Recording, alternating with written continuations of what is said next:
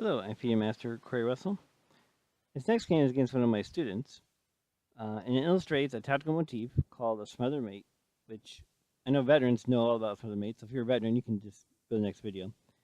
But anybody that plays chess and wants to succeed should know this motif because it could definitely happen in real games, both you doing it or someone threatening it to do it to you. Either way, and regardless, you need to be familiar with this because um, otherwise, you could play a great game and then you miss that tactical motif, and suddenly you've lost.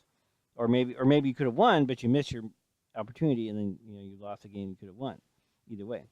So in any case, this is a way to win, and everyone should know this. Honestly, I really think everybody should know this. It's a short game, so it won't take long. So let's go ahead and see what happened. The student was white. That's black. Now, against my student, I intentionally play openings that I'm not necessarily great at. Just kind of give him a chance rather than play my strongest openings. So in this case, I was planning on playing the old Indian, but he stopped it. So here in my head, I meant to say knight to b7, but I played e5, which of course is silly because you just win a pawn, right? Just win a pawn and just be better. That's of course what he should have done. Although I was actually going to sack the pawn and just try to go do it that way.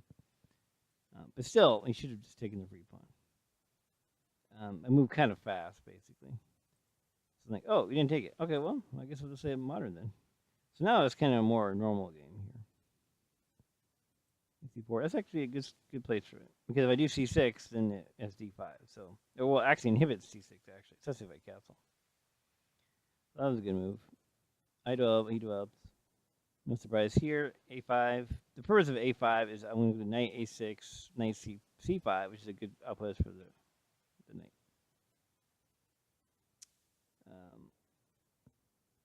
Fritz claims white's slightly better.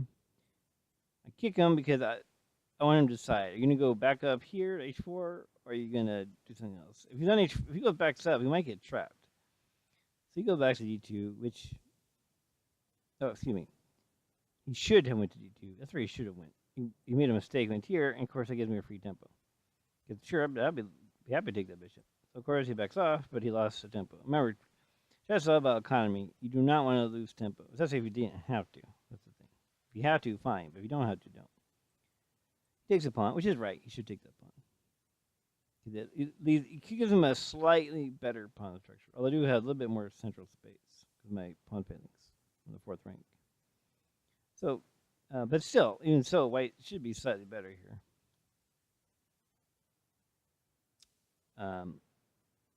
Rook E1 is not the right move, really, because it kind of needs to look at F2, guard F2. In fact, Fritz says G3 is better. In fact, it says G3 and white's slightly better here, even. So I might want to do C6,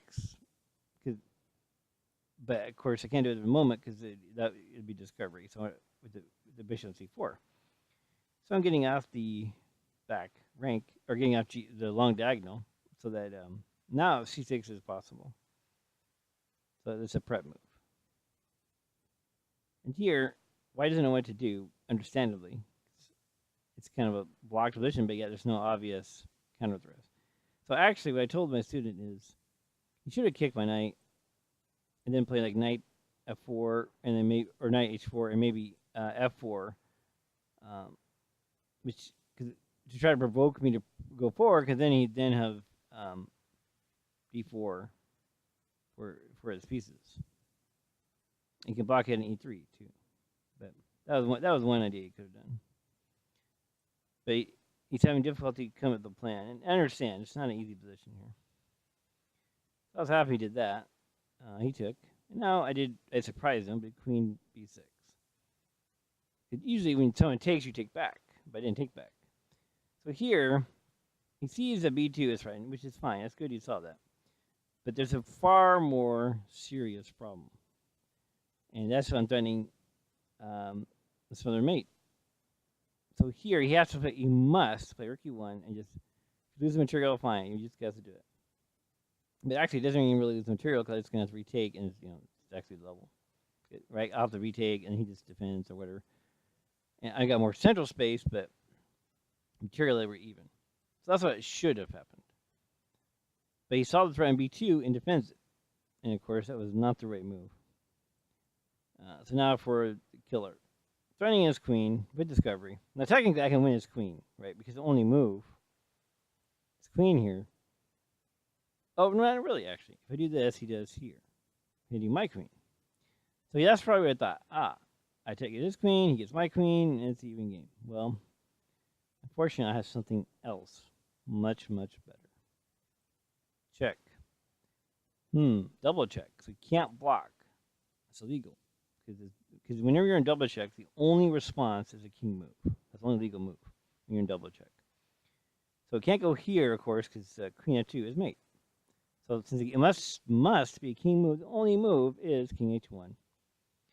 And now, because f2 crucially is not covered by any piece, sets out the beautiful queen g1 check. Now it doesn't matter how he takes the rook, and 2 check, and it's a smothered mate. Hope you guys enjoyed that game, and if you're a relatively beginner player, definitely remember this theme because it can come up both by you or your opponents might try to threaten it to you. So it's important you know this tactic theme, so to either do it to your opponents or to defend against it, so you'd be aware of what they're doing. So in any case, I hope you enjoyed this. I'll see you next time.